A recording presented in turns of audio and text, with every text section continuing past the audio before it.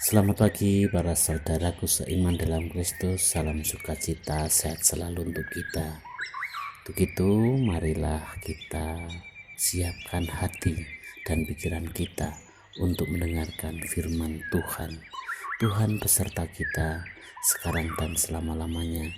Inilah Injil Yesus Kristus menurut Yohanes bab 7 ayat 1-2, dilanjutkan ayat 10, dilanjutkan ayat 25 sampai 30. Dimuliakanlah Tuhan.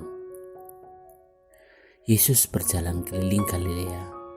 Ia tidak mau tetap tinggal di Yudea karena di sana orang-orang Yahudi berusaha untuk membunuhnya.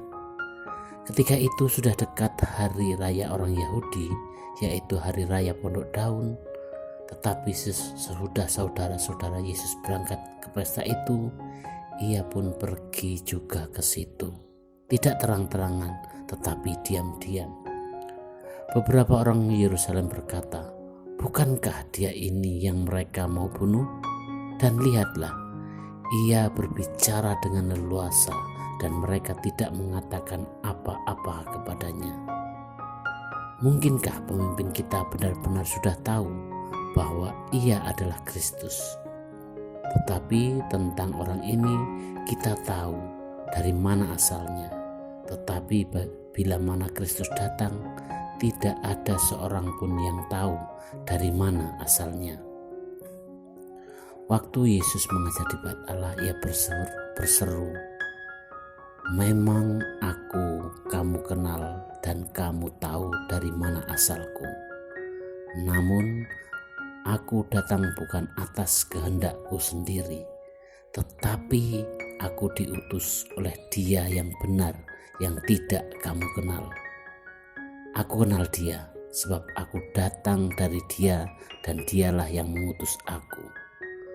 Mereka berusaha menangkap Dia, tetapi tidak ada seorang pun yang menyentuh Dia, sebab saatnya belum tiba. Demikianlah sabda Tuhan. Terpujilah Kristus.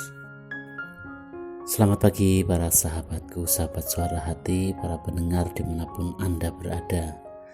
Dalam bacaan Injil hari ini, orang-orang Yahudi semakin penasaran untuk menangkap dan membunuh Yesus.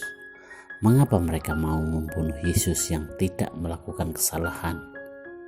Dalam bacaan pertama memberi jawaban atas pertanyaan ini. Dikatakan tentang rancangan orang fasik.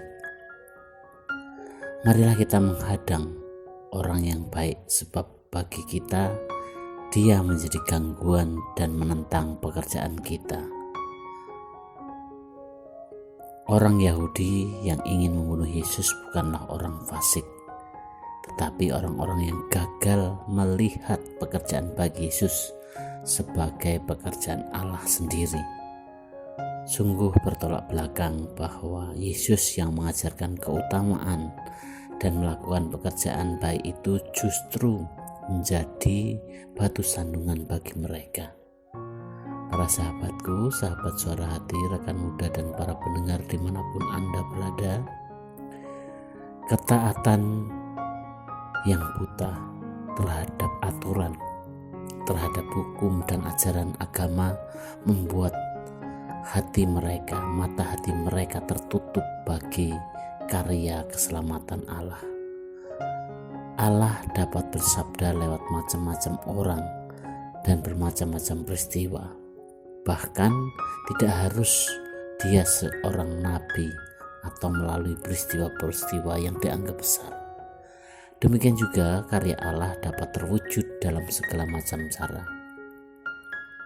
Dalam kisah hari ini, di mana orang-orang yang mulai percaya kepada Yesus masih meragukan bahwa Dia adalah Kristus atau Mesias. Mereka mengenal Yesus secara dangkal, sebatas mengetahui asal-usulnya saja. Mereka tak mengenal Bapa yang mengutusnya. Pengenalan yang dangkal ini semuanya berujung pada ketidakpercayaan dan penolakan akan Yesus. Kita sendiri tahu bahwa penghayatan iman yang sempit akan menghasilkan bencana yang tidak seharusnya terjadi bagi diri sendiri dan juga sesama. Betapa banyak orang yang tidak berdosa harus mati karena sempitnya penghayatan iman. Banyak contoh di negara kita, bangsa kita, bagaimana orang-orang dapat dengan tega menyengsarakan orang lain tanpa merasa berdosa. Semua yang lebih menyedihkan lagi, semua dilakukan atas nama agama. Sungguh suatu kenyataan yang menyedihkan jika agama dijadikan alasan untuk saling menghancurkan sesama manusia. Para sahabatku, sahabat Suara Hati, rekan muda dan para pendengar dimanapun Anda berada, dalam kenyataan hidup kita tentunya akan lebih terbuka terhadap orang yang dekat dengan kita, mungkin sahabat, daripada orang-orang yang baru kita kenal. Demikian juga hendaknya hubungan kita dengan Tuhan, dengan Allah. Kita hanya bisa lebih terbuka terhadap Allah dan segala rencananya terhadap kita jika kita begitu mengenal Allah dan Allah dekat dengan kita. Dalam diri Yesus kita mengenal Allah yang begitu penuh kasih. Sebagai manusia yang lemah dan tak berdaya, kita hanya bisa menjadi kuat jika kita selalu dalam penyertaan Tuhan. Yesus hadir sebagai Allah yang bisa kita kenal secara manusiawi. Ia memperjuangkan kebenaran dan kehidupan dalam pewartaannya. Kita semua juga diundang untuk mengamalkan iman dalam tindakan kasih sehari-hari.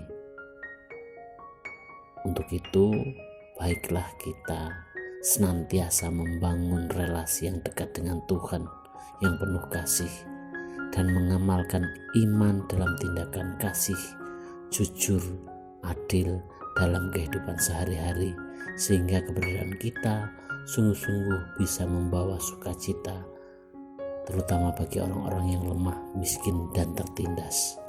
Demikianlah permohonan hari ini, dan marilah kita akhiri dengan doa dalam nama Bapa dan Putra dan Roh Kudus. Amin.